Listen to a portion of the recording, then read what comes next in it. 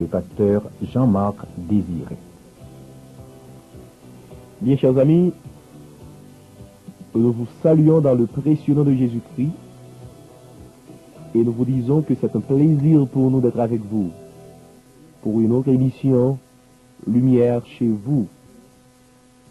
Nous lisons pour vous dans l'épître de Paul aux Colossiens, chapitre 2, du verset 16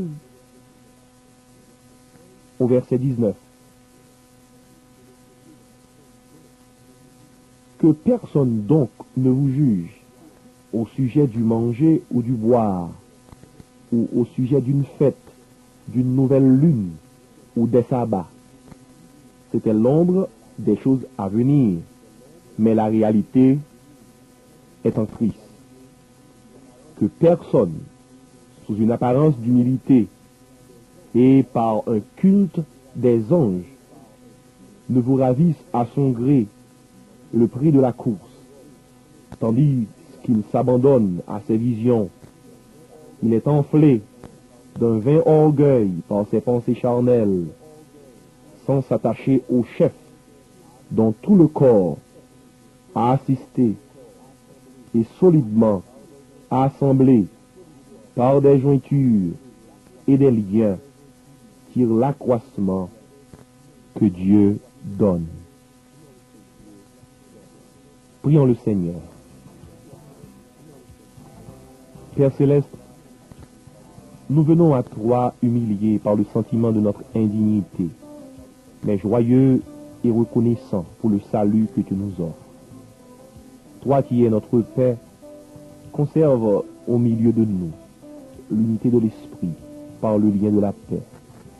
Rends-nous modestes et bienveillants les uns envers les autres. Apprends-nous à bénir ceux qui nous maudissent, à prier pour ceux qui nous haïssent. Alors, le monde croira que tu es le Seigneur, à la gloire de Dieu le Père. Bénis tous ceux qui nous écoutent en ce moment. Fais briller ta lumière sur eux pour qu'ils voient la lumière. Nous te prions au nom de Jésus-Christ. Amen.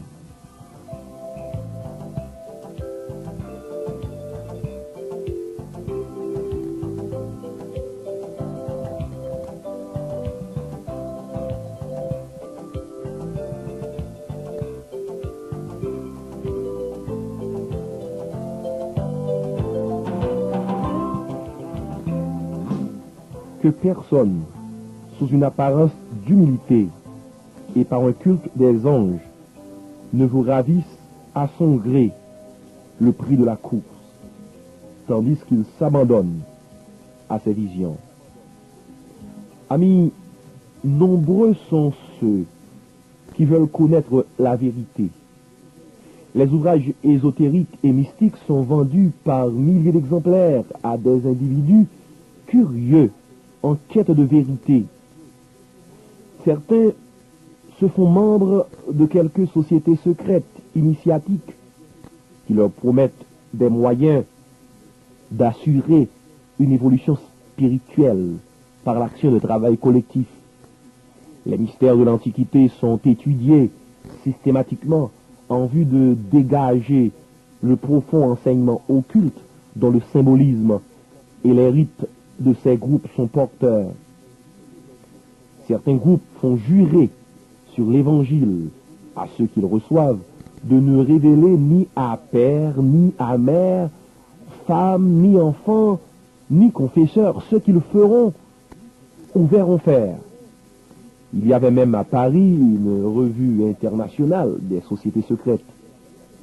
La collection de cette dernière est d'ailleurs très utile à l'historien qui y découvre des documents introuvables ailleurs sur les rituels et les activités de ces sociétés particulièrement adonnées à l'ésotérisme et aux sciences occultes, lesquelles sont édifiées sur le fondement de la Kabbale, une philosophie ou théosophie secrète qui se forma entre juifs initiés pendant les 2 derniers siècles antérieurs à Jésus-Christ.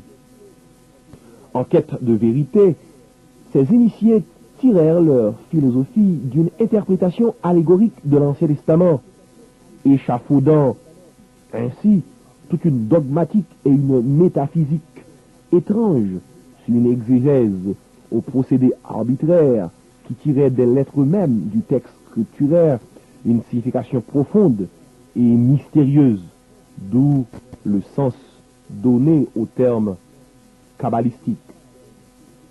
Comme la plupart des théosophies, la Kabbale devait dégénérer en pratiques magiques, divinatoires, superstitieuses, voire malignes, pratiques sur lesquelles sont fondées une grande majorité de sociétés secrètes contemporaines.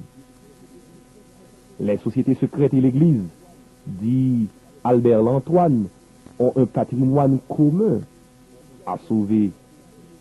Il y a, disait-il, une région supérieure où la connaissance et la foi peuvent non pas se rencontrer, mais se tolérer. Ainsi, l'homme pense atteindre Dieu par la voie de la connaissance et non par la foi en Jésus-Christ. Pour ces gens, Jésus-Christ n'est pas le sauveur du monde, il n'est qu'un initié parvenu au grade de maître. Comme Jésus-Christ, tout homme peut devenir maître. Et Dieu n'est qu'un principe créateur, connu sous le nom de grand architecte de l'univers. Mais Jésus dit, je suis le chemin, la vérité et la vie. Nul ne vient au Père que par moi. On atteint la gloire de Dieu en plaçant sa foi en Jésus-Christ. La Bible dit, c'est par la grâce que vous êtes sauvés, par le moyen de la foi. Et cela ne vient pas de vous, c'est le don de Dieu. La Bible condamne les sociétés secrètes, quelles qu'elles soient. Dans le livre de Deutéronome, chapitre 18, versets 10 à 12, Dieu dit à Israël, « Il ne se trouvera au milieu de toi ni devin, ni pronostiqueur, ni magicien, ni sorcier, ni personne qui consulte les esprits, ni diseur de bonne aventure, ni personne qui interroge les morts, car quiconque fait ces choses est en abomination à l'Éternel. » Les sociétés secrètes en quête de vérité pratiquent de telles choses. Elles égarent plusieurs et les livrent au diable, le prince des ténèbres. Les sociétés secrètes initiatiques enchaînent les hommes et les asservissent à des puissances inconnues. Ils deviennent alors les jouets et les esclaves des démons. Voyez-vous, amis, l'être humain est fait de telle manière qu'il a besoin de croire en quelque chose qui le dépasse. Un philosophe a déclaré crûment que l'homme est un animal religieux. Et le diable exploite ce besoin en substituant au culte de Dieu 1000 croyances plus fantaisistes les unes que les autres. Car il n'y a pas de borne à la crédulité de l'homme incrédule. Paul, s'adressant aux Athéniens, pouvait leur dire, « Je vois que vous êtes à tous égards extrêmement religieux. » Acte 17, verset 22. Sans en avoir conscience, ils rendaient culte à des démons.